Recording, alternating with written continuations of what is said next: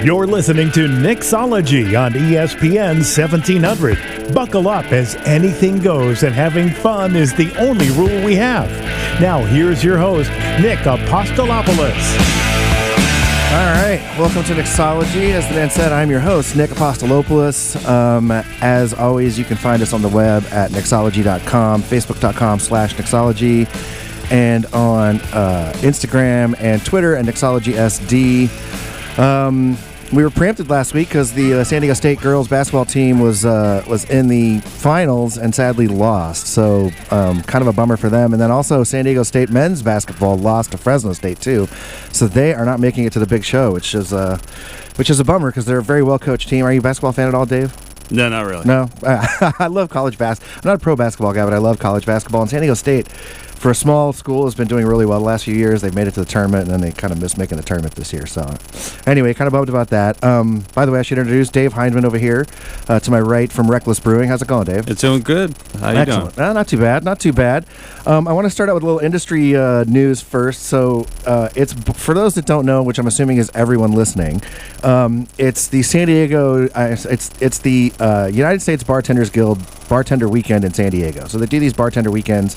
I'm not really sure how often, but around the country. So they call it a weekend, but it starts on Sunday and goes till like Wednesday or Thursday because that is the weekend for a bartender. And it's basically, from what I can tell, having spent only a few hours involved in yesterday's events, it's just a drunken, big drunken mobile party. So the events happen like every couple hours at different bars. We were at Coin Op, and then Cantina Mayoel, and then it went to True North, and then it went to Bluefoot. Tonight they're doing a big event with Henneberry Whiskey. Shout out to our guys Henneberry down at Prohibition downtown tonight. I'm sure there's other events. Is that crackling in your ear, Dave? Yeah, switch it up. I don't know what happens. But and then there's a big event going to Mexico tomorrow, the Bartenders Weekend in TJ. I wish I could go, but I will be up in LA. But at Coin Op yesterday, I want to give a shout out to Kate Auca of La Puerta because she won the finals of the San Diego Sexiest Female Bartender competition. So if you listened a couple weeks ago, we had Randy on from Cantina Manuel talking about this, and it was pretty cool because they kind of did last Monday night. They did the talent portion of the contest at the office in North Park, which was pretty hilarious because I feel like the talent was basically karaoke for everybody. That there was one person that I think painted. I can't remember, but I think everybody basically sang karaoke really, really poorly, by the way. I love you all, but it was really, really poorly. So anyway, they did that last week, and then this week, the 4 finalists from that did cocktails at Coin Op. They were basically given random ingredients and had to come up with a cocktail. Unfortunately, it was packed to the gills with bartenders, and so I couldn't see anything, but I just know that Kate won with her drink shot to the moon. So shout out to Kate from La Puerta and all the bartenders who participated. Like I said, it was kind of crazy because so if you're around San Diego the next couple days and you see basically a roving band of tattooed, bearded, very poorly dressed drunk people, those are bartenders from basically Las Vegas and Nevada and California and Arizona, and they've taken over San Diego, and it's really amusing. I realized that the reason I can never be a bartender is I don't have enough tattoos. So I need more tattoos if I'm gonna stay in this industry, apparently. And then in other news, and this, Dave, you might know about this. The Dos Equis is retiring the most interesting man in the world. Did you hear about this? And I didn't realize he's been around like 10 years. That thing.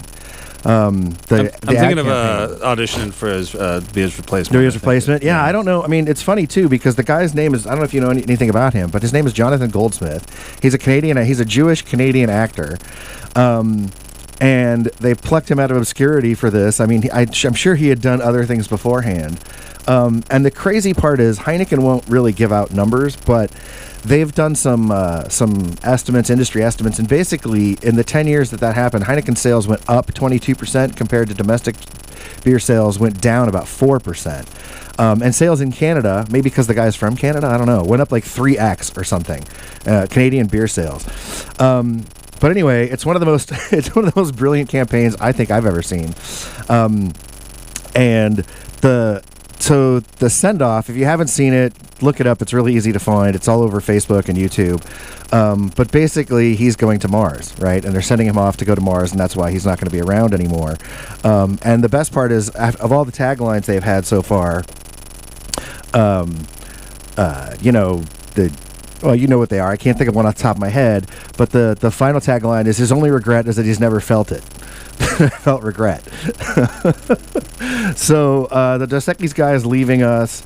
And then just another random piece of news, just because it blows me away that all these mergers and acquisitions are going on. But Campari, the David Campari company, is now buying Grand Marnier for a reported $760 million, which apparently is 60% higher than they are trading for right now. So somehow they got a 60% bonus in their buyout, which, like I said, just blows me away. Because, and the other thing too is that it's basically was a family-owned company. They make Grand Marnier, they make some wines, they make a few other things, but yeah. So the consolidation in the spirits world just keeps happening. We've talked about Ballast Point before and a few others. But it just keeps going and going. So, have you had any offers, Dave? No, not yet. No one offering to buy you out just yet. No, I'm holding out for $1 billion. For $1 billion? Yeah. You want the Ballast Point deal? Yeah. Well, maybe I'll take half that. I'll take that. They showed up now, but right. If they close by the end of the month, you'll take half. Yeah. I like it. And then there's one other thing that popped up, and I should have done more research about it, but I have you here, so hopefully you know. Is I noticed in the last week or so that they changed the rule somehow, and I don't know if it's for all breweries, I don't know if it's at one place, that breweries can now give out samples at farmers markets. Do you know about this?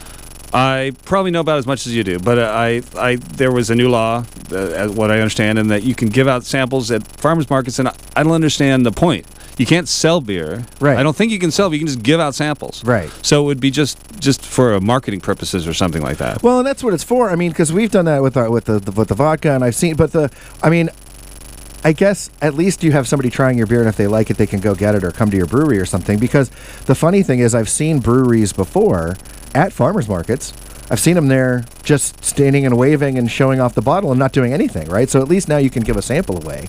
But I don't understand how. Do you know? Or is it because obviously it has to be part of a farmer's market, and I don't know if that means like there's the technicality of how it works. Because I'm sure you have to. I'm sure you as the brewer would have to ID people, right? But it's not like a beer garden or anything. I'm sure they have to. Yeah, they have to ID people. There's and what no qualifies doubt, as a farmer's market? Like if I just set up a farmer's market and bring, I don't have a brewery, but if I did, here's what I would try and do. I would try and find a buddy of mine to sell vegetables, and he would just open up next to me, and there'd be just those two booths, and I'd be like, oh, it's a farmer's market, and I'd give away samples. That's a really good idea. I think I'm going to do that. Oh, so we just ran out in front of Reckless, just get a couple people to come and sell vegetables, and then you can give away samples of your beer. I don't understand. Yeah, it blows me away. So I need to find out more about this. If anybody knows, please tweet at us or message me, because a recurring theme on this show, because I'm sure you're a regular listener, Dave, is that the spirits laws from the distillery side, we get hosed all the time, right? The wineries have it the best. They can basically do anything, anywhere, sell bottles to people, all kinds of stuff. Then the breweries kind of come next, because you guys can at least open your doors and sell beer out the front door and sell growlers and do that kind of stuff. And then come the distilleries, who have no rights to do anything at all. Although the law just changed January 1st, so now we can start doing kind of the same thing breweries do. We have to serve food, do a bunch of other things, and we can sell 3 bottles per day. But right as that happened, and we thought, oh, yay, distilleries are kind of gaining parity, poof, you guys can sample at farmers markets. It's driving me crazy. Because, see, I would like to do that as a spirit if I could, because we've done plenty of... I make fun of the guys that I've seen there before, but we've done plenty of events where we're just set up a booth, and we're just standing there talking about the vodka, and they're like, well, this sounds great, can I try it? And no, you can't try it. It's a farmer's market, or it's whatever event we're at that doesn't have a license. Mm-hmm. So, from my standpoint of view, if I can get someone to try it, especially with our new infusions, if I can get you to try it and go, hey, that's really great, I want it, or go ask for it at your local bar or something. But it just drives me crazy that I feel like, honestly, the next step is that they'll say, hey, you know what, you can not only sample, but you can probably sell at farmers markets, which would be awesome for you guys. Yeah. Yeah, I mean, so many of the laws, the ABC laws, just they don't really make sense. No. I think a lot of them are just held over from centuries ago. Oh, they totally are. They totally are. No, I mean, yeah. So, like, what frustrates you? Well, I mean, just one of the concepts that I think is kind of dumb is that there is actually a separate that the wineries and breweries are different. Yeah. It's fermented, non-distilled alcohol. Right. And there's no difference in content for the most part. You can have really high alcohol beer and really low alcohol wine. Right. And it's just like, if you make it with fruit, you got to have a winery license. And if you make it with grain, you got to have a brewery license. Right. Which is really annoying because where does mead fit? For some stupid reason, mead fits with the wine, and so does sake, even though that's grain. And so this is like some arbitrary thing. And it's irritating because if you want to make the other, so what I do is I make a mead and I put a little bit of malt in there because there's no rule about how much malt you need. But that makes it a beer? That makes it a beer as far as I know. If anyone from the ABC is listening, just forget what you heard. No, because it's funny you mentioned that because we had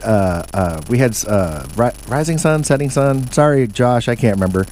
Sake guys on here. They're about to open a sake place, and then we've had Cow Coast Mead on, or Golden Coast Mead.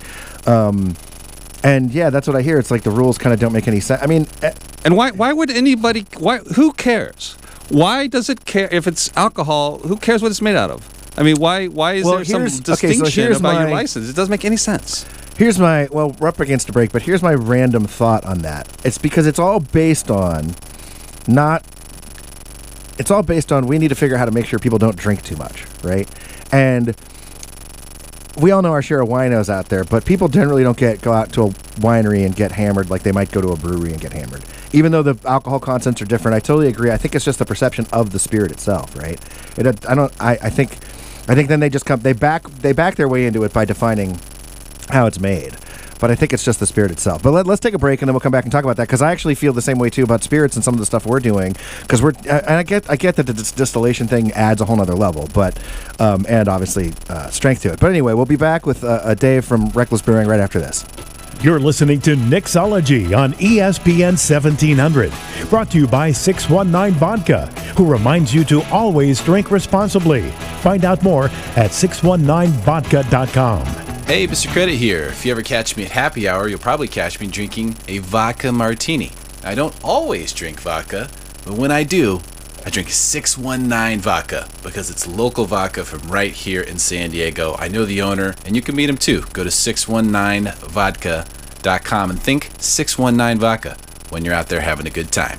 That's 619vodka.com. And of course, remember to always drink responsibly. CS Keys here to tell you about San Diego's handcrafted ultra premium vodka, 619 Vodka. It's distilled and filtered 5 times, gluten-free, and made from 100% pure mountain spring water for a smooth, clean finish. It's a 2-time silver medal winner and a 2-time gold medal winner already in 2013. America's Finest City has America's Finest Vodka that everybody can experience. Just go to the website, 619vodka.com. If you know like I know, you better tell somebody.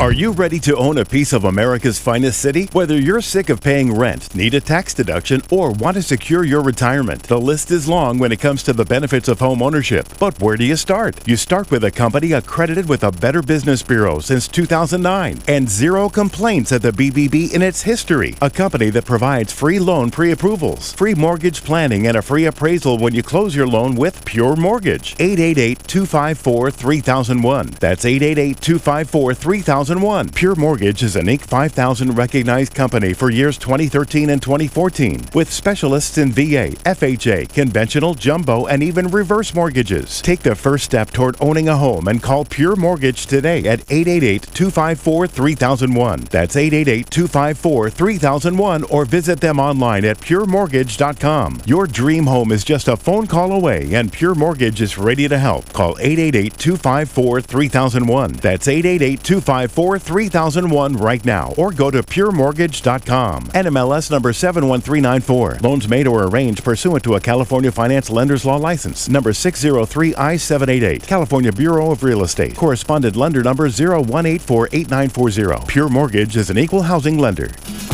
If you have relatives or friends that live outside the country, let them know that they don't need to travel to Mexico to obtain their credential to vote abroad. Instead, they can now do it at some consulates. All they need to do is present their original birth certificate, photo ID, and proof of address abroad. For more information, go to ine.mx or call 01-800-433-2000. National Electoral Institute, INE. If you know about a public servant that conditions a social program or a public service based on your vote, report them. If you are offered money to support a party or a candidate, report them. No one can take away your right to vote freely, and if they do, report them to the FPADE. Help prevent and persecute electoral crimes. The citizens are in charge of enforcing the law. FPADE. This is the sound of a car engine. Hidden within is damaging surface wear, up to 75% of which happens during warm-up. But Castrol GTX Magnatec has intelligent molecules that cling, providing an extra layer of protection from the start.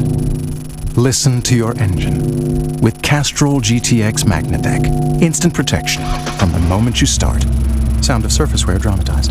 As tested in the Industry Sequence 4A wear test.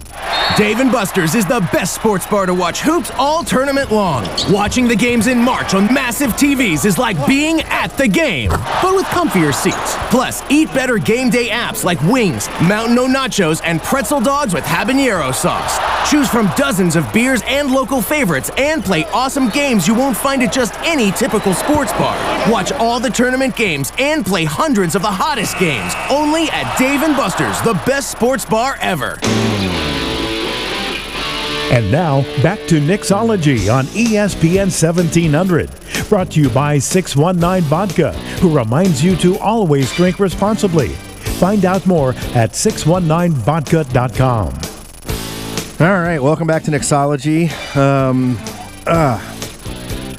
Excuse me. I'm tired today, Dave. I'm sorry. I don't know why. I'm a little out of it. And I swear to God, it wasn't because I was drinking too much yesterday. We cut it short at 8 o'clock. I went home. I sat on the couch. I tried to get refreshed for the show. But we're here with Dave Hyndman from Reckless Brewing. And yeah, so to get back to what we were talking about, Dave, I really do believe that they kind of just make it up as they go along. And that it's mostly centered around the fact that wine is considered haute couture kind of thing. So we don't need to restrict those people because they're not going to be stupid. But the guys who drink beer, we got to watch out for them. And then, and then the whole thing with mead and sake and all the other stuff you can do. I mean, I didn't realize. So meaderies operate like wineries? They have the same wine. They have a wine Meaderies license? need the winery license, okay. And so does a sakery need a winery license, and that's just arbitrary. And I think it's because maybe they have traditionally the wine would have more alcohol than beer. I think, like right. if you check, what alcohol was 50 years ago. Well, yeah, and meads. We had a Gold Coast mead on, and their meads were like 12%. Yeah, so it's closer. Strong. I think it's because it's closer to wine in the feel, so that's why they put it in that category. Right. But if the reason is because people who drink wine are somehow less likely to get drunk. Right. Why can't I make wine? I mean, the laws prevent me from making wine. Which is dumb. Now let me ask you this: can you hold both license types? Now we're getting into the weeds, I know, but can you hold a brewery and a winery license at the same time? I think they have to be different spaces, separate facilities. Yeah. So I mean, you could because kind of like when Ballast Point had their beer and their spirits, they literally had like a silly line running through saying this is one side, this is the other. Yeah. It's just so silly. Yeah, I don't get it. I mean, I feel like, and there's just so many different ways you can make alcohol, right? I mean, again, non-distilled. That because so you're saying that basically if you throw some malt or barley or something like that in there, then it qualifies as a beer. Then because then the honey is an added component to your beer. Yeah, that makes total sense to me. And there's no rules about proportions or anything like that, right? I haven't found any. Well, the other crazy thing is. So here's the other crazy thing, is that.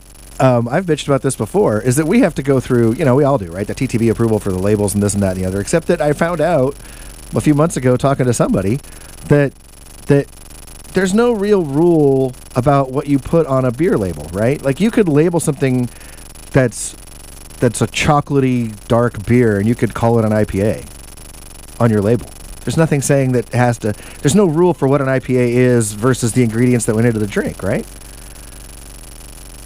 Yeah, I never thought about it. There's no rule. Not. Yeah. I mean, you wouldn't because it would be silly, but there's no rule about, oh, no, it has to have this. And the reason I bring it up is because when we went through this with the vodka recently, so we just released a line of infusions, right? And so we take the vodka, we infuse it with real fresh ingredients, and we went through that, and we went through the process with the TTB, and we sent them labels. And every time the label had the word vodka on it, they wouldn't let it stand alone in an infused vodka because they said, oh, it's not vodka anymore, it's infused vodka or flavored vodka. And I'm like, well, it's still vodka. It's like it's still beer. It hasn't changed its component. It's yes, it has something added to it. And then, for example, they wouldn't let us just say scorpion pepper vodka. One of the vodkas we make is scorpion, because they were worried that people might think we took scorpion peppers and somehow mashed them and fermented them and distilled from them, which I suppose is technically possible. Huh? No, scorpion pepper. They just thought people would think we made the vodka using scorpion peppers as the base, right? Which I don't even know why that would be such a bad thing if you could do it. But it just, but they're so protective of the general public and what the public's misperception might be. But then you can put anything you want on your beer, which just blows me away. But there's no, maybe because there's no legal definition of what an IPA is. Of what each kind of beer is, right. And, right. And I guess there is a legal definition of a vodka. Yeah, it drives me crazy. Oh, man. All right, so Dave, let's get into reckless brewing. So you are a biologist by trade, right? You have a master's degree in biology. Yeah. And you were also a Marine. Yep. And what order did those come in? Were you a Marine first and then went to school after, or I was a Marine in between? I want to make the joke. Were you a marine biologist? I was. That was my ongoing joke. But I after 3 years of college studying biology, I dropped out temporarily. Went in the Marine Corps, came back, finished. Okay. So I got it. 4 years in the Marine Corps makes you really appreciate being around people who read books again. Okay. I mean, I love Marines. I have some good friends who are still in the Corps, but okay. But you won't see them reading a whole lot of Madame Bovary, the enlisted Marines. Okay. That's fair enough. But I love it. It was a great experience. Semper Fi. I love my Marine brothers. I watch when anytime I watch a show where there's Marines in it, when they get stuff wrong, because it's like people who are not Marines don't realize that a Marine will never go outside without his cover on. Yeah. And they salute right, and they don't say sergeant unless you're a sergeant. If you're a staff sergeant, you say staff sergeant. Right. I don't know. I'm getting off on a tangent. No, those are little things you notice, right? No, it's funny because we were somewhere. I was like years ago, and I was at when I was just working my regular day job as a software developer, which I guess you did too, right? Yeah. So I was working as a software developer, and it was Halloween, and some guy came in. His Halloween costume was a Marine costume, and he was wearing his cover inside. And I'm like, dude, you're doing it wrong. You can't wear it. And I only know this because I was Air Force ROTC. I was never active duty, but I learned those little things, right? You never wear your cover inside, all that kind of stuff. He's like, what? And then he asked around. He's like, oh, crap, I didn't know that. So that's interesting. It's so you notice all that stuff. It bugs the crap out of you. Yeah, like the show Homeland, which I love the show, but there's like just crap in there where they should have just got a Marine on the set because they didn't have one. Well, that's the thing. I always wonder, like, how hard is it just to get someone to come in and fact check that stuff? Yeah. It's real simple, right? So somewhere in this time you started homebrewing, right? Yeah, I think I started in 91. Okay. And homebrewed on and off. Meanwhile, went to Japan for a while, lived there for a while, came back, and then homebrewed over the years and joked from time to time, hey, someday I'll open a brewery. I didn't realize that it was actually something that you could do on a small scale. And then 4 years ago, I realized that it was. Okay. And do you know what number you were the first time? I think I asked people. You know what? I didn't know this was a thing until I started doing this radio show. But I can't believe I don't remember. I think I was around 43. Okay.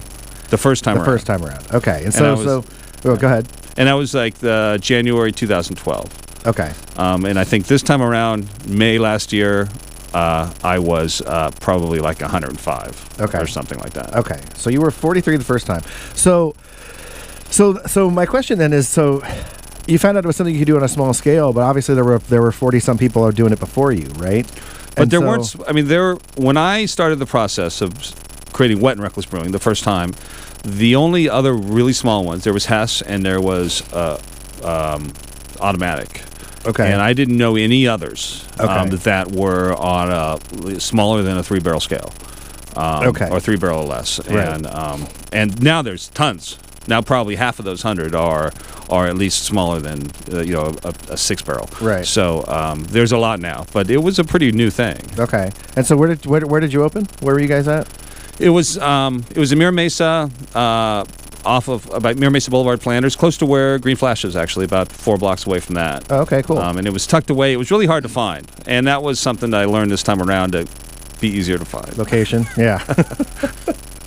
Oh man. Okay, so you started. It was called Wet and Reckless at the time. Yeah. Which I love that name. How come you didn't keep that going forward? Actually, there are a couple of reasons. Now, one is, so the name came from just, originally I had a partner when I was originally planning on opening Wet and Reckless. And we were coming up with the name. He actually came up with the name. And the idea was, beer's wet and we're reckless. Right. That was the idea. Now, wet reckless is also has some relation. It's a slang term for some kind of drunk driving thing. Right. And I wasn't even sure about that, and the only people who really know about it are people who've gotten DUIs and lawyers or and law cops. enforcement, yeah. And so I didn't think about it, but then I opened up, and I got a lot of crap. A lot of people thought I was like advocating drunk driving, or taking it lightly or whatever. Yeah, and it just blindsided me. Like I thought, and I mean I don't know. I expected to be embraced by the brewing community, and I was kind of shunned, to tell you the truth. Just for the name? For the name. That's crazy. I mean, see, I guess I can see it. I mean, like I said, I find it humorous, but that's me. I have a macabre sense of humor. Like, I think it's funny, but I guess I could see how people would think, oh, you're not endorsing it, but taking it too lightly. But I feel like those people have too much time on their hands. Yeah, I mean, it's like, is the name of my brewery, is one person going to drive drunk because of the name of my brewery? I think the answer is no. Right. And so over the years, I mean, for like a couple years, once in a while, it would rear its ugly head. Like the guy wouldn't put my name on the T-shirts that he makes with all the brewery names. The guy refused to put my brewery on there for that reason. And then I'd say, I think I'm going to change it. And people are like, no, man, stand your ground. Screw them, And so I'd go back and forth. But then when it was time to open up a new one and I did create a new business entity, I figured I'd leave it behind. That stuff bugs me. I mean, I guess I don't know. The problem is I'm kind of a anti-political correctness kind of guy, but at the same time, business is business kind of deal. And we had I forget which brewery, and it's probably better that I forget which brewery, but we had a brewery on one time, and I think we were off the air, but I did bring it up on the air because I thought it was hilarious. We were off the air, and they had some kind of blonde ale they were putting out, and the guy wanted to call it Daddy Issues, which I think is a hilarious name for blonde ale. And the brewery wouldn't do it because they were afraid. And I'm sure they're right. I'm sure if they called it that, people would have been like, oh, you can't, that's insensitive and whatever. And yeah, I don't know. I wish you'd have stood your ground, but I totally get the point. Yeah, and I mean, from a marketing point of view, I don't think it's going to affect customers. It was really these other entities that caused me grief. Right. And so, but in the end, it's business. Business has to prevail in those decisions. Right. Well, you've gone through a lot of crazy stuff with the business, which I want to talk about. So we're up against our next break. Let's take the break, and then we'll come back because you had a fire and rebuilt and all kinds of crazy stuff. So we'll be right back after this. You're listening to Nicksology on ESPN 1700. Brought to you by 619 Vodka, who reminds you to always drink responsibly. Find out more at 619vodka.com. Hey, Mr. Credit here. If you ever catch me at happy hour, you'll probably catch me drinking a vodka martini. I don't always drink vodka, but when I do, I drink 619 vodka because it's local vodka from right here in San Diego. I know the owner, and you can meet him too. Go to 619vodka.com and think 619 Vodka when you're out there having a good time. That's 619vodka.com. And of course, remember to always drink responsibly. CS Keys here to tell you about San Diego's handcrafted ultra premium vodka, 619 Vodka. It's distilled and filtered 5 times, gluten-free, and made from 100% pure mountain spring water for a smooth, clean finish. It's a 2-time silver medal winner and a 2-time gold medal winner already in 2013. America's finest city has America's finest vodka that everybody can experience. Just go to the website, 619vodka.com. If you know like I know, you better tell somebody. Is it time to sell your home, but you can't get top dollar because you need to make some repairs? Unless you're ready to take a lowball offer from some investor, you should call Agents Capital today or ask your real estate agent about them. Agents Capital will provide your realtor with access to the capital needed to fix up your home so it can be sold for top dollar. This means more money in your pocket at closing without having to come up with the cost of repairs ahead of time. To find out how you can use Agents Capital to fix up your home and sell it at top market value, call 888-265-4613 today. That's 888-265-4613. Or go to agentscapital.com. Don't miss the chance to put extra money in your pocket when selling in this great market. Call Agents Capital, 888-265-4613. That's 888-265-4613. Or visit agentscapital.com. That's agentscapital.com.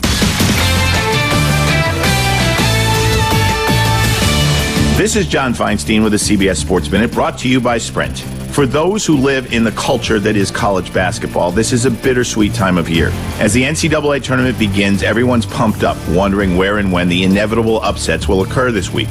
Buried beneath the bracket hype, very good men are losing their jobs. On Monday, Stanford fired Johnny Dawkins after 8 years, and James Madison fired Matt Brady, also after 8 years. Both were victims of today's win now or hit the street mentality at so-called institutions of higher learning. Dawkins took Stanford to the Sweet 16 just 2 years ago and won the NIT a year ago, but his team was 15-15 this season. Brady won 21 games this season, but got fired because the school thinks it needs a new coach to raise funds to replace its outdated gym. That's fair, real fair. I'm John Feinstein. Join the millions of people who have switched. The Sprint network is faster, more reliable, with better coverage than ever. To celebrate, we're extending our 50% off promotion so you can save 50% on most Verizon, AT&T, or T-Mobile rates.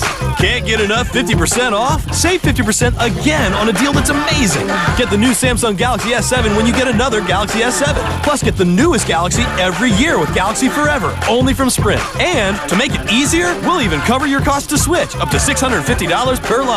This special offer is available for a limited time only, so there's never been a better time to switch. Hurry, visit a Sprint store or sprint.com/GS7 to learn more. Offer coverage not available everywhere, excludes taxes, surcharges, add-on and premium content, subject to new port activation fee and credit. See website for eligible plans. Savings until 2018. After pay full amount. Requires 24-month leases with new line or eligible upgrade. Service credit is monthly. Early termination of lease service terms apply. Galaxy Forever is after 12 lease payments and does not guarantee price or phone selection. $650 reward card after online registration. Phone turn-in restrictions apply. And now, back to Nicksology on ESPN 1700. Brought to you by 619 Vodka, who reminds you to always drink responsibly. Find out more at 619vodka.com. All right, welcome back. Excuse me, we're here with Dave from Reckless Brewing. And right before the break, we were talking about, so you started in 2011. You started up on near Mesa Boulevard. It was wet and reckless, and I don't know. Like, still bugs me that you got grief for that. But so you started, and it was, you said it was a slow start because of where you were and all that stuff, right? But at some point, it started to take off. Yeah, it was. My hours in the first year, my hours were pretty minimal too because it was just me. And are you still working full time at this? Doing your day gig? Yeah, and I'm still working full time at my day job. Okay. But I have help. Right. To pour beer. Gotcha. Which which I like to be there. I mean, I really the payoff for the whole thing is being there and having people drink my beer. Of course, totally. But I can't do it. I still need to sleep. I need to do other things. Right. So I have people to help that, and they're great, and they pour beer for me too. And once that happened, when I started doing that after about a year and a half, it really I increased my hours, and business really started to grow. And I was really in the middle of 2014. Things are really going good. I was really looking at buying another, like a tasting room someplace else, a tap room, and growing. And then one day I was brewing in the end of July, and I had to leave. I got my day job. I had to go check on something. I got a phone call to go check on something. So I shut everything off, and I go, and I come back an hour later, and The place is on fire. When was that? July of what year? July of 2014. So you'd only been open a couple years. Not even 2 years, right? It was like 2.5 years. 2.5, okay. Yeah, man, you don't... I don't know if I've ever been so sad. Do you know exactly what happened? Like what? No, I don't know what happened. Something happened. And but it was so sad. That's got to be devastating. It was, I mean, it's just I was just. There's no describing. There's no describing the feeling. It's like I just got punched in the stomach, really, really hard, over and over again, and it lasted for months. Before are you standing there watching them put the fire out and that whole thing? I mean, yeah. Yeah, and and the fire department, give them props. They showed up pretty quick and they put the thing out, but it was too late. Was anything salvageable from it? Not really. No. It was complete loss. And I was under my bad. I was under insured, so I had liability insurance. So everyone was covered but me. And so for starting up the new brewery, I pretty much had to go into my own pocket again. Right. And so it's been, it was really harsh, but I'm in a much better place now. I mean, the location's better. Where's the new location at? It's right across the street from the big Ballast Point in Miramar. It's on Carroll Way. Okay. And it's small like the last one, but it's much better suited. Got better parking. It's more accessible. It's nicer in a lot of ways. More traffic in general, yeah. More traffic, and and having learned from my first experience, I knew how to set up the brewery in a more efficient way, like for the actual brewing and for the cold room and all that. And so it's better. I just wish I could have gotten from there to here without it costing me. Right. I won't say how much money it cost me. Yeah. So when did the new spot open? Last May. Okay. So I was closed. I was about almost 10 months to the day. Okay. Did you have to? So, just from your license standpoint, were you able to just move the license to a new location? You had to reapply and start all over. Pretty much any new location is just like you're starting over. Starting a new thing. Yeah. Yeah. What a pain in the butt. Yeah. Huh. Yeah, but and it took me longer. The first time I was lucky. Right. Something happens through some act of God. The first time around, I got my TTB license in like a month and a half. Really? They're like at 150 days right now before they look at anything. Yeah, I know because we're eagerly trying to figure out how to apply for our new spot.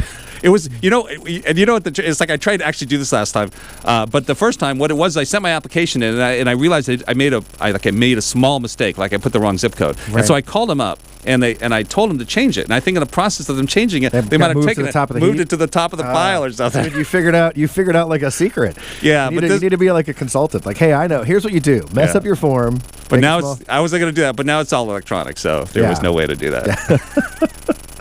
Oh, that's crazy. All right, so let's talk about your brewing style, your brewing philosophy. So coming as a home brewer, did you obviously as a home brewer you probably tried a whole bunch of different things, right? And you brew a bunch of different kinds of beer. But how did that, like when you actually started the brewery, did you already know a lot from doing that 20 years of home brewing, or did you have to kind of, were there new challenges trying to actually, okay, now I got to do this and make larger batches and make it a commercial product? Yeah, well, there were lots and lots of challenges. Okay. And I mean, quite honestly, when I homebrewed, I was pretty freeform, and I wouldn't replicate things. I would just make stuff up all the time. Right. And then when you got to brew, you got to. Did you do the? Because I homebrewed for years and years, and I really want to start again. I keep saying that for the last year or so. But they would always tell me, oh, okay, you should like keep a log and write down what you did and how much you put in, and in case you wanted to replicate or so you can learn from that. And I was always just like, the heck with that. I just want the next batch, and I would just throw stuff in. Were you kind of more methodical like that, keeping track of stuff? When I was a home brewer, I was less methodical because I didn't want it to be work. Right. And to me, it starts approaching work. Right. And I mean, it's work now, but it's a business. It's supposed to be work. Right. And but the scale of my system, it's 55-gallon brew kettle. So it's not, but it's basically the same as home brewing, just really big. Just bigger. Okay. And a lot of the same principles apply. You just gotta, things have to be adjusted, and obviously you can't pick up a 50-gallon thing, so you use pumps and all of that. But and I try to have a very free-form attitude with respect to designing beers. So designing beers is the fun part. Right. Coming up with something new and go, hey, I'll try that. Like, I got an idea for something that actually turned out really good. I have a beer with Earl Grey tea infused in, like a pale ale. Oh, and really? It is like, I love Earl Grey. And it's really cool. I mean, it's like, I wasn't sure, what it'd be like, but I just thought, I'd never hear of tea and beer. And I tried it, and it was awesome, and people loved it. And, and so that's fun. But then after that, I'm just doing the same thing over and over again. And then that's, it's work, but it's, so it's not, the actual brewing itself is not really fun. It's work. Right. But do you have styles you focus on, or what does it mean to be a reckless beer? Well, I try to come up with things that aren't done. Okay. And so, I have some things, because there's people who come in and they want an IPA. So I have IPAs, and I have things that are similar to IPAs. Like I have an IPA, I call it an IPS, but it's not a lager, but it's lager yeast, but it's fermented at ale temperatures. So technically sort of a steam beer, but I didn't know you could do that. Yeah, you can. Okay. So that's what Anchor Steam is. Does it work? Yeah, it does. I thought the whole point was they needed to be cold. No, it's just it gives a different character to the beer. Oh, okay. I didn't know that's what Anchor Steam was. Okay. Yeah, and that's but steam beer is actually it's like, I think they trademarked the word, so there's technically California Common. But regardless, that's one of the, and so it's like an IPA, but it's a little bit different, a little bit cleaner. Okay. And then there's and I have stout. That's a really solid stout. But I try to come up with things that are different. So like I have a Merlot, which is part Merlot wine, part stout. And so basically I ferment, like a third of it is Merlot grape juice fermented with the stout beer. Okay. And it tastes exactly what you would imagine. And people are on the, either you love it or some people don't love it, but some people really love it. So in that case, you're not blending post fermentation. No, I'm actually pre-fermentation. I'm fermenting right. That's crazy. Or actually it's mid fermentation. So after the stout is fermenting, I add the grape juice. Okay. The Merlot grape juice, which well, anyway, there's and so I try to come up with different things. I let's see what else. Now, is that something you have to get formula approval for? How does that work? Sorry, I'm back in the weeds again. But that's just adding. It's just fermenting fruit with. So I'm not mixing wine. So I'm not adding wine. Right. I'm adding. No, that's fair enough. I guess because grape juice to the beer. Yeah. So because one of the things I've brought up before, and so I want to ask you about is because that's the weird thing with again the disparity between breweries and distilleries, right? If I want to, I can't add anything to my vodka without going and getting TTB approval. But with breweries, there's a list, right? There's a certain list of things you can add without going and getting formula approval. Is it a list of specific fruits, or is it just you can add fruit to your beer now? How does that work? Yeah, you can add fruit. You can add fruit. Yeah. Okay, I thought there was like some specific list, but you can just pick a fruit and add it to the thing. Okay, that's cool. I like that. I wish we could do that. I joke. People don't understand the TTB sometimes. I mean, you've dealt with this, right? Or not this specific thing, but we're trying to make infused vodkas with natural, real ingredients, right? We're working with local farms and we're getting things out the farm. And if I wanted to go make a flavored vodka where I said, hey, I'm using such and such flavoring company's whipped cream flavoring number 2, I'd get approval in like a day. But since I want to use real ingredients, it took forever because they were like, hey, we need all the food safe information for a kiwi. And I'm like, it's a kiwi. You can buy it in a store, you can eat it, but because it's not a formula that's already gone through all this FDA approval and food safety stuff, they made us prove that certain fruits were edible. Like it's a fruit. So when you're adding the wine, you're just adding the fruit juice, basically, right? Yeah. Okay. Yeah. And so, but it's so funny that like for something, I mean, yeah. So if conceivably, I imagine with the fruit, like what you're talking about, if they're thinking that it's possible that it's not safe in some way, but if you accept that it's edible, you accept that grape juice is edible, right? And well, that's my thing. Then why would they? It's funny because because it's a long story, but we did a bunch of stuff where we submitted exotic fruits, and they didn't bug us on any of those. The stuff they bugged us on was the simple fruits. It's like it's a cucumber. I get it at Ralph's. It's edible. I don't understand what we have to prove to you that it's safe to go into a food. But the other, I guess the difference too is that you're putting it in we're putting it in after. We're infusing kind of like maybe what you're doing with the tea, right? We're infusing it in. We're not fermenting with it or doing anything else. So with the I'm fascinated by this. So with the Merlot juice you add in, then you're getting. Are you ending up with a higher ABV total because of the fermentation process? That's pretty sweet. Okay. Yeah, and then it tastes kind of like red wine and kind of like stout. That sounds so good. It's pretty cool. And it's just a standard stout. Have you tried putting like maybe it's chocolates or something in there? Because like chocolate wine is all the rage. No, cool. Yeah. Have you made a bunch of? Have this kind of maybe just the first or second run so far? This was the only one I've tried, and it's good. And so it's what I do. Yeah. Do you have a set of staples like these? We always make these 5 or these thing, or is the whole point to be kind of for the beers on tap? Yeah. You mean? So I have 12 taps, and there's probably 5 or 6 that I try to have all the time. I try to have Honey Badger Don't Care, which is the dark beer with a lot of honey in it, right? And the Oral Pleasure, which is the IPS. And I have a Braveheart Scottish Ale. I'm loving these names. And Duda Bides Rye. It's a rye, not really an IPA. It's not as hoppy as an IPA, but it's a rye beer. Right. And so there's a few that I try to have all the time, and there's a few that I cycle. I probably make 25 to 30 actual different things. Okay. All right. We're up against another break. I'm getting waved at over there. We'll take another break, and we'll come back and wrap it up with Dave from Reckless Brewing.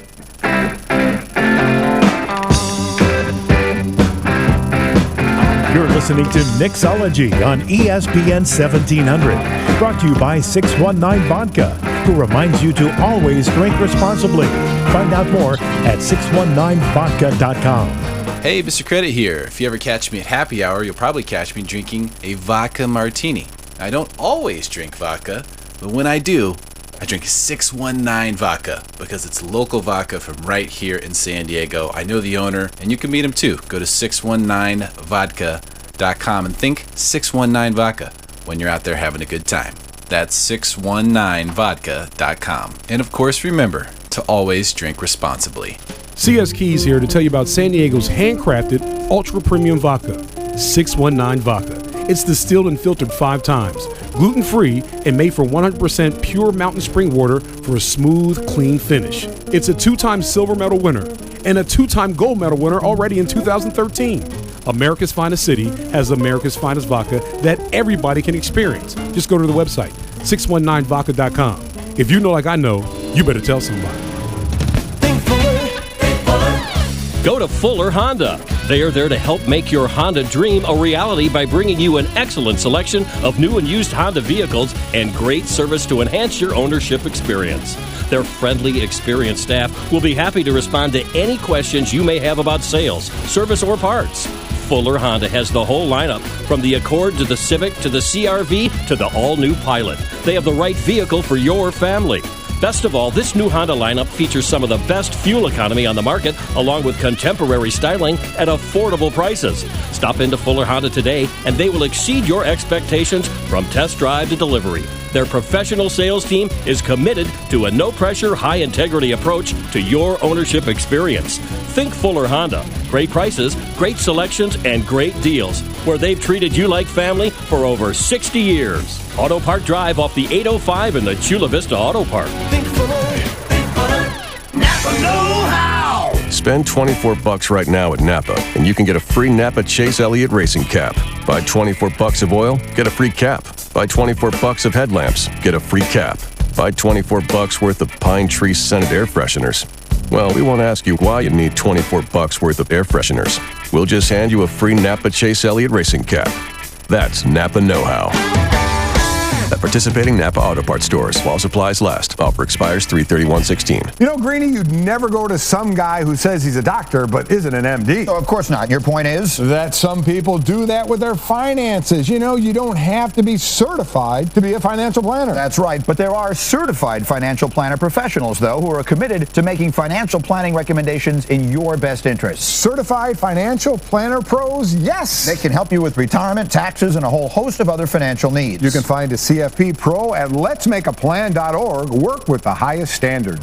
Today we're going to explain how Straight Talk Wireless is the same but better than your current plan. How can something be the same but better? Stay with me. I'm about to blow your mind. Let's start with your phone, network, and number. With Straight Talk's Bring Your Own Phone plan, you get to keep that phone, network, and number. So those three things will be the same. Got it. I'm with you. Now here's what's better. You're going to pay half as much, and you won't get hit with mystery fees or overages. Wow, that really is better. Right. The same phone, 4G LTE, network, and number, but better because our unlimited plan is just $45 a month. That's not just better. That's amazing. The same, but amazinger. Yeah, we can work with that. Switch to Straight Talk Wireless. Your phone, your network, half the cost.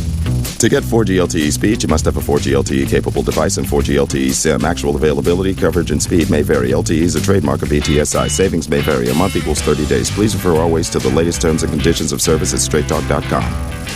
And now, back to Nicksology on ESPN 1700. Brought to you by 619 Vodka, who reminds you to always drink responsibly. Find out more at 619vodka.com.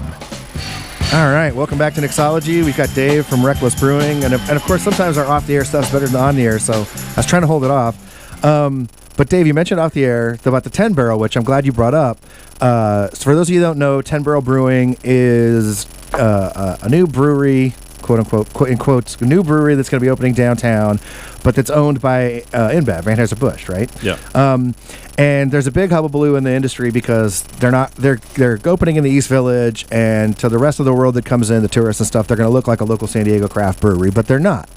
And so there's a lot of uproar. But Dave, you say you have kind of a contrary opinion to the other brewers out there. Well, yeah, I mean, I get the feeling that the consensus. Now, I haven't actually talked specifically to lots of other brewers about this, right. But there was an email that went out through the Brewers Guild a month ago or something about this to try and get breweries to go down and let their voice be known that to try and stop this from happening. Right. Okay.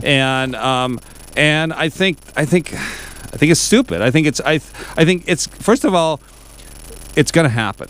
You can't go, well, they're not who we want. They're going to be bad competition. Right. Wow, they're going to hurt us. I mean, that's life, man. Right. That's, this is a business. And if people like their beer and they have a nice place to drink it, then people are going to go there. Right. That's business. Right. And deal with it. Right. I feel like I agree with you in that I feel like, I mean, yes, there's something to be said about supporting local and supporting craft, et cetera, but if somebody makes a good beer, like you said, and from what I understand, they're going to be producing the beer locally, right? They're going to be making it here, which is half the battle of being local. Then yeah, I'm with you on that, and I feel like part of the crying is over the fact that people. I feel like basically the guild and the people against it look at consumers as being really stupid, and maybe some consumers are really stupid, but those people don't care. The consumers who are really stupid probably also just buy Shock Top and don't care, right? But the ones that do actually care are going to be smart enough to, if your whole thing is as a consumer, not a brewer, right? But if you're as a consumer and you're like, I want to support craft, I'm only going to buy craft, guess where you're not going? 10 Barrel. You're just not going to go there, right? Those guys aren't going to go there. And maybe the guild has an obligation to make an uproar enough so that the local consumers know, hey, that's not a true local company. But like I was saying off the air, to me it's more about if it's about who owns the company, who's writing the checks, okay. But the brewers are going to be local guys trying to make good, cool local beer, right? They're going to be collaborating with other local people. They're a local brewery just because somebody up the chain has a big wallet.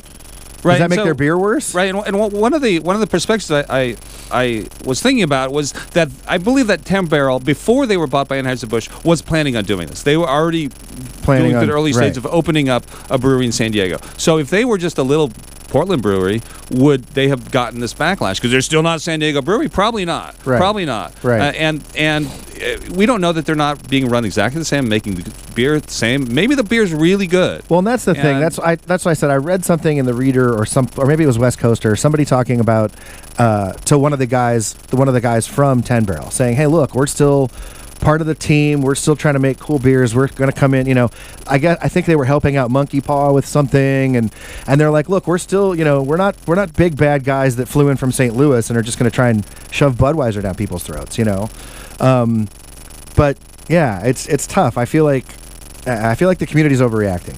Well, the thing is, it's going to happen. You know, people can complain, and I mean, it's just like, you know, St. Archer got bought out, Ballast Point got bought out. Did it affect their business? Probably not very much, if any at all. Right. Maybe well, it might in San Diego, but it doesn't affect their business outside. Right. Yeah. I mean, Goose doesn't Anheuser-Busch, InBev, don't they own Goose Island too? Right? Didn't they bought Goose Island a few years ago? I feel like, I mean, it's happening. The consolidation's happening, right? And there's, like you said, there's nothing you can do about it. And to your point, which I think is an excellent one, if they had just moved down here as a Portland distillery, saying, "Hey, we're just going to open a branch location," I think they would have been. I think they would have embraced. They would have been embraced. They would have been embraced. Yeah. You're joining our community. You know? So I mean, being from San Diego, why is that a credential? Right. Yeah. Right. Yeah, I mean, I can see it matters, like where it's made or how it's made or whether you're a part of that community. But like I said, I feel like those guys. I mean, I don't know. I've got to admit, I'm conflicted, only because, you know, Anheuser-Busch does kind of, you know, raise hairs on your back kind of deal. But it's going to happen, and I feel like the guys actually running the distillery are real. Maybe that's what it's about, right? They're real craft guys, right? And they really care about brewing cool beers. Yeah. They're not going to come in and try and just brew Budweiser, right? So right, and in the end, you know, the thing is that there are a small percentage of people that care about these kinds of things, like is it owned locally or whatever. Some people care about that. Right. Most people care about having a nice place to go drink a beer they like. And if it's a good beer. Right. And it's a good beer. And in the end, that's the market that's going to drive things, not people that complain about it not being local or being owned by. I mean, my brewery's across the street from Ballast Point. Their parking lot is still packed every day, overflowing onto the street every day, even though they are no longer a little craft brewery. Right. It has not affected their business. People still like it. And I think it's fine for people to still like it. If that's what they like, they should go there. Yeah. No, it's like I said, Stone's opening something in Germany. Are they still a local craft guys? Yeah, they are. They're all from here. They all started here. They're all, it's just, I agree with you. Well, that's it, Dave. We're out of time, man. All right. We ran the hour out. Really quickly, just a final note, 619 Vodka, we're going to be up at the Disney Food and Wine Festival. I have a seminar on April 1st and then some coming up later in the month. But if you're going to be up at Disney California Adventure that weekend, come by and say hi. And that's it for us. Thanks, Dave. Anything to plug before we go real quick? Any events coming up? Just come in and try my beer. That's all I got to say. Go into Reckless, try the beer. I want to try that wine stout, man. That sounds awesome. All right, thanks, everybody. We'll be back here next week with Nicksology. Thank you for listening to Nicksology on ESPN 1700.